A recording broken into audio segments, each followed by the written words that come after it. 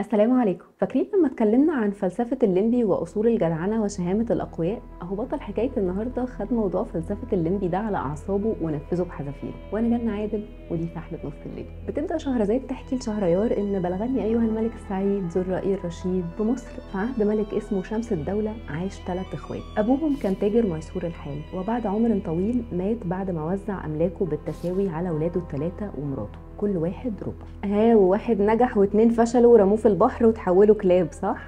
عيب يا جماعه، وانا بتاعت كشري صبر. اللي حصل ان سالم وسلامه بيطمعوا في ورث جودر وامه، فبيرفعوا قضيه وبيخلصوا ورثهم على الرشاوي والمحامين، وجودر الاخر بيرفع قضيه وبيخلص ورثه على الرشاوي والمحامين، وفي ظرف كام شهر بيرجعوا ال3 شحاتين. وفي ليله وعشان تكمل المهزله بقى بيهجم سالم وسلامه على البيت، بيضربوا امهم وبيسرقوها وبياخدوا الفلوس ويطفشوا. جودر المسكين بيطيب خاطرها وبيقرر انه ياخد باله منها. خلاص يا ست الحبايب، لا عاد في مال ولا تجاره، بس المهم ان انتي كويسه والمهم رضاكي عليا. وبدل سؤال اللئيم هنزل اشتري شبكه واشتغل صياد. صياد يا جودر؟ بعد العز واكل الوز والتجاره والفلوس تعمل صياد؟ لا خلاص بقى ياما، ما تقلبيش عليا المواجع، ما احنا هنعمل ايه؟ طيب ادعي لنا بس دعوتين حلوين وربنا يكرمنا. بيعيش جودر صياد والدنيا مزنقه وعلى قد القد، وشهر والتاني بيجوله اخواته يتمسكنوا بعد ما خلصوا الفلوس اللي سرقوها من امه.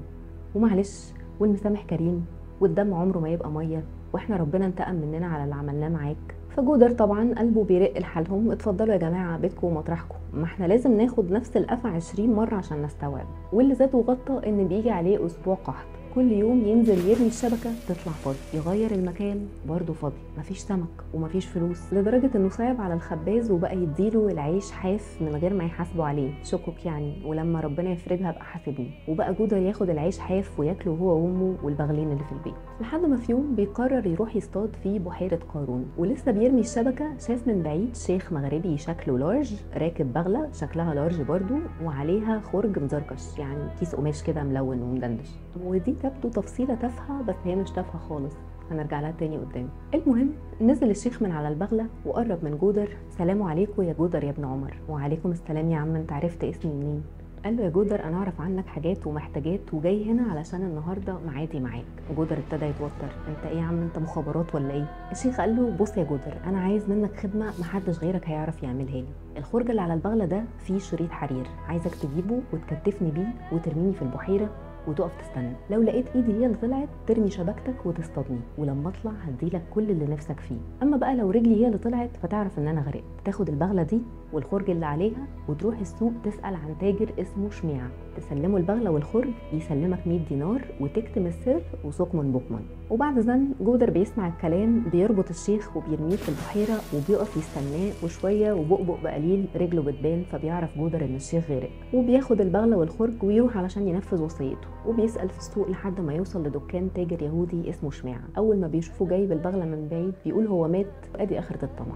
وبياخد البغله والخرج من جودر وبيديله 100 دينار وبيأكد عليه انه ما يجيبش سيره لحد. تكتب السر يا جودر وسكمن بكمن. جودر قال له انا هقدر اتكلم اساسا اقول للناس ايه؟ ان انا كتفت واحد ورميته في البحيره وقعدت اتفرج عليه لحد ما مات؟ هات يا عم سلام عليكم. بياخد جودر الفلوس بيروح يحاسب الخباز وبينزل السوق يشتري لحمه وخضار ويروق على البيت ويروح لمامته بباقي الدنانير. منين ده كله يا ابني؟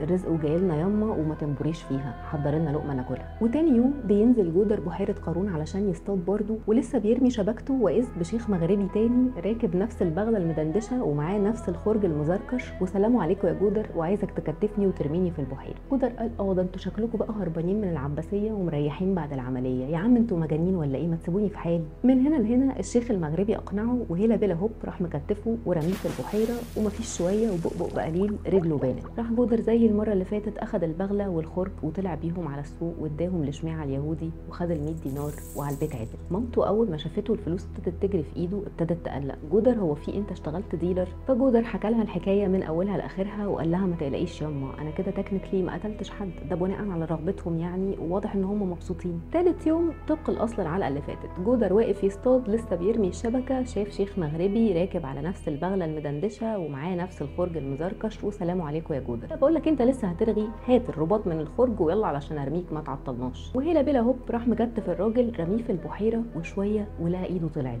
جودر ما بقاش مصدق نفسه وجري جاب الشبكه ورماها واصطاد الراجل. اول ما طلع لقى في ايده سمكتين حمر زي المرجان. الشيخ قال له بسرعه يا جودر افتح الخرج ده هتلاقي فيه كيسين صغيرين هاتهم. سمع جودر الكلام وجاب الكيسين للشيخ، حط فيهم السمكتين، وبعدين في لحظه اوكورد سايلنس بالنسبه للي حصل النهارده ده واللي كان بيحصل مع الشيوخ المغاربه بقاله يومين والسمكتين والخرج والبغله. حضرتك مش حاسس انك عايز تقول لي حاجه؟ فالشيخ قال له طبعا هحكي لك، ده انا لسه هطلب منك حاجات ومحتاجات، والسحله الجايه هعرض عليك فرصه عمرك، خليك معايا بس وانا هروقك. ولو عجبتك السحله دي لايك شير واسحل صحابك، ولا مزيد من السحلات في زرار ما دوس عليه.